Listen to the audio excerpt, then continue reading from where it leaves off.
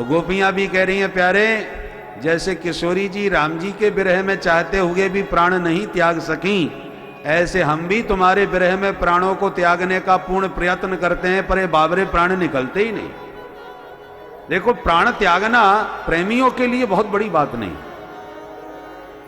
बहुत सरल बात है। वैसे तो प्राण त्यागना बहुत कठिन काम है, सामान्य व्यक्ति प्राण त्यागने के लिए घबराएगा, सोचेगा, परंतु जो प्रेमी दीवाने होते हैं, दीवानों के लिए तो ये बहुत सरल बात है, तुरंत प्राण त्याग सकते हैं। कठिनाई प्रेमियों के लिए प्राण रक्षा करने की होती है। गोपियां कहती हैं, प्राण तो हम तुरंत त्याग देंगी, पर त्यागना इसलिए नहीं चाहती कि आप बदनाम हो जाओगे। लोगों को पता चलेगा कि प्राण इतनी गोपियों ने क्यों त्यागे, तो उन्हें जब ये पता चलेगा कि श्री कृष्ण ने दर्शन नहीं दिए, उन्हीं के विरह में बेचारी तड़प तड़प के मर गई, सोचिए आपकी कितनी बदनामी होगी। ये जितने मालाधारी कंठीधारी हैं, सब अपनी माला गंगा जी में, जमुना जी में बहा देंगी कि ऐसे निर्दयी निष्ठुर के कौन प्रेम करे, कौन उसका नाम जपे, जो बेचारी उसके विरह में तड़प के मर गई और इसने थोड़ी एक झलक तक नहीं दिखाई। बदनाम हो जाओगे। तो प्यारे, जीवन में कोई अच्छा उपहार तो आपको दे नहीं सकी, कम से कम अपनी मौत का काला कलंक लगा के तो न जाएं। इसलिए प्राण त्यागना सरल है, कठिनाई तो प्राण रक्षा करने में हो रही है कि आपके विरह में इन प्राणों की रक्षा कैसे करें। और हमारी विडंबना और विचित्र है, हम तो अमृत पिए बैठी हैं, यदि प्राण त्यागना चाहें भी तो भी हमारे प्राण नहीं निकल सकते। तुम्हें अमृत कहां मिल गया? महाकुंभ में स्नान किया, उसमें भी अमृत बरसता है, तुमने अमृत कौन सा पिया है जरा ये तो बताओ। तब गोपियां अलौकिक अमृत की चर्चा करती हैं।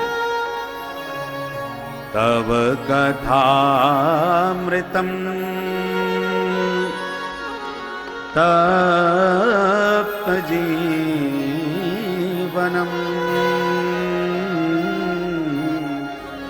कविभिरीडितम कल्मषापहम्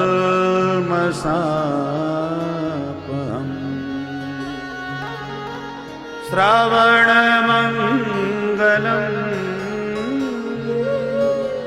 श्रीमदाततम्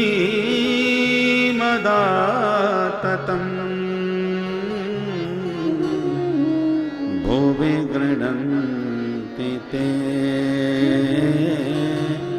भूरिदा जना।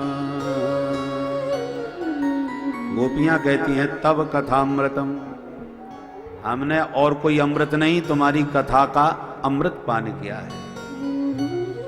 एक कुंभ में जो अमृत पान करने के लिए करोड़ों लोग आए हैं, गंगा यमुना सरस्वती में तो गोता लगा के तन की शुद्धि करेंगे ही, अंतःकरण शुद्ध होगा, पर यहां पता चला कुंभ में अमृत बरसता है। उस अमृत का अवगाहन करने के लिए ही तो सब आए हैं, और वो अमृत कहां बरस रहा है? तब कथामृतम तप्त जीवनम। संत महापुरुष विद्वानों की वाणी से जो अमृत झर रहा है, जो सरस्वती की गुप्त धारा बह, गंगा यमुना तो जल के रूप में दिख रही हैं, पर सरस्वती गुप्त है। कहां से कहां गुप्त है? बोले ये संतों की वाणी के रूप में प्रवाहित हो रही है।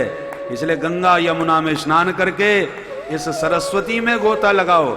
स्नान करने के बाद यदि सत्संग नहीं सुना, संतों की वाणी का यदि आपने श्रवण नहीं किया, तो सरस्वती का स्नान अधूरा रह जाएगा। इसलिए प्रभु तब कथामृतम, आपका कथारूपी अमृत हमने पान किया है कर्णपुटों से। क्या विशेषता है आपके कथामृत की? तप्त जीवनम, तप्तानाम जीवनम। आज संसार में, समाज में जिसको देखो वो बेचारे टेंशन में ही ज्यादा दिखते हैं।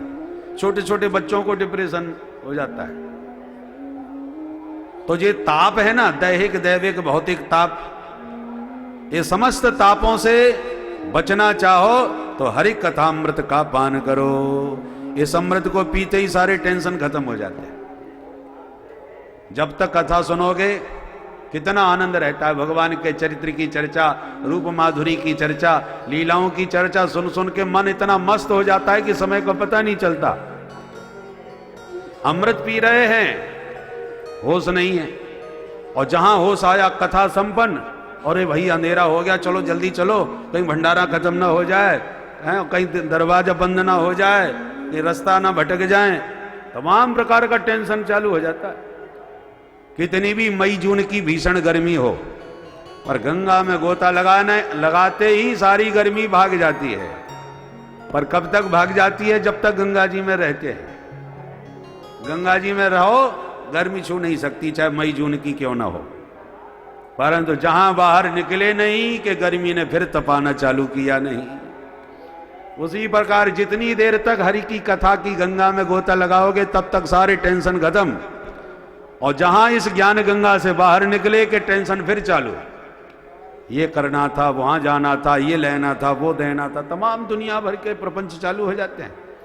इसलिए तव कथामृतम तप्त जीवनम, भगवान ने प्राणी मात्र को जीवन प्रदान करने के लिए, ये जीवनी बूटी है, राम रसायन है, कृष्ण कथामृत है, राम रसायन तुमरे पासा।